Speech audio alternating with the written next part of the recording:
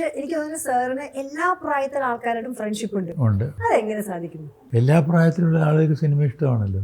Point. ഞാൻ കോളേജിൽ ലെക്ചറായിരുന്ന കാലത്ത് എല്ലാ പ്രായത്തിലുള്ള ഫ്രണ്ട്സ് ഇല്ലായിരുന്നു. എല്ലാ പ്രായത്തിലുള്ള ഫ്രണ്ട്സ് ഉണ്ടായി സിനിമയിൽ വന്നതിന് ശേഷം ആ ജനറേഷൻ ഇല്ല, ബ്രിഡ്ജ് ഇല്ല അല്ലേ, എല്ലാവരും. പക്ഷെ ഇപ്പോഴത്തെ അന്നും ഇന്നും കോൺസെപ്റ്റിലെ അന്നൊക്കെ സ്ക്രിപ്റ്റ് ഒക്കെ എങ്ങനെയാ സാർ? ഇപ്പോഴത്തെ സ്ക്രിപ്റ്റ് എന്ന് പറയുന്നത് ചിലപ്പോൾ എന്താ പറയുക, രാവിലെ വന്നിരുന്ന് ഞാൻ കേട്ടത്, ഞാൻ അഭിനയിച്ചിട്ടില്ല, പക്ഷെ രാവിലെ വന്നിരുന്ന് സ്ക്രിപ്റ്റ് എഴുതുന്നു, ആ സമയത്താണ് എഴുതി കൊടുക്കുന്നത്. ആ കാലത്ത് എങ്ങനെയാണ്? അല്ല, എൻ്റെ അനുഭവത്തിൽ ഞാൻ ആദ്യം അതപ്പോൾ തന്നെ എനിക്ക് ഫുൾ സ്ക്രിപ്റ്റ് വരുമായിരുന്നു വായിക്കാൻ.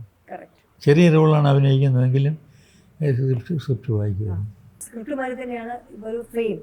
അന്നൊക്കെ ഒരു മധു എന്ന നടൻ ഒരു റോൾ ബൈ റോൾ വെച്ചടി കയറിയിട്ടാണ്. പക്ഷെ ഇപ്പം അങ്ങനെയല്ലല്ലോ, ഓവർനൈറ്റ് ഒരു സോഷ്യൽ മീഡിയ സെൻസേഷൻ ആവാം. അപ്പോൾ അതിലെന്തെങ്കിലും അന്തരം കണ്ടോ? അതൊരു ബബിളാന്ന് തോന്നിയിട്ടുണ്ടോ സാറിന്? തോന്നിയിട്ടില്ല. അന്ന് ഇത്രയും നമ്പർ ഓഫ് ഫിലിംസ് ഇല്ലല്ലോ.